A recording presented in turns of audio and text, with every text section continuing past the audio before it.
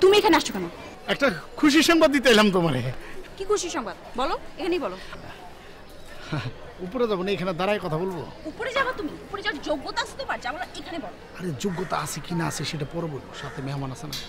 না মানে অনেকদিন পর তোমার সাথে দেখা হলো তো, সেই জন্য খুব খুশি হয়েছে। এই মিষ্টি দে না, তোর ভাবির মিষ্টি দে। ভাবি মিষ্টি নেন। নাও তো, নাও নাও। মিষ্টি আনছো কেন তুমি? মিষ্টি কেন নিয়ে আসো? যাও এখান থেকে তুমি, ফালতু কথাকার।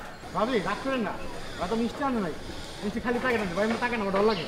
ভাই খাম ফোন করে গেলো কি খাই দিল মিষ্টি প্যাকেট না, আমি খালি মিষ্টি প্যাকেট লাগা বসে, অন্য কিছু নাই। মিষ্টি প্যাকেট তুমি চেঞ্জ হইলা না, না সব কিছুতে তোমার চিটিংবাজি করতে হয়।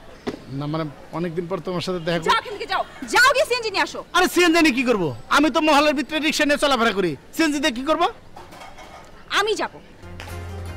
কি তুমি আমার সাথে আমাদের বাসায় যাবা? এই যা সিএনজি দে। তোমাকে বলছি তুমি যাও। ওই তোমাকে বলছো ভাবি সিএনজি আনতে যাও, আমি ভাবি সিএনজি দিয়ে যাবো, যাও। এটা মিষ্টি ভাবি অসুবিধা নাই, বলা কিন্তু খারাপ না।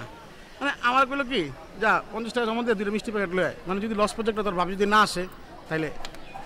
এই কথা বলছো? হ্যাঁ এটা কথা বলছে। আসলে আপনি জান না ভাবি, জিনিসপত্রগুলো গুছাই নিয়ে আসেন। আইসা নিবি।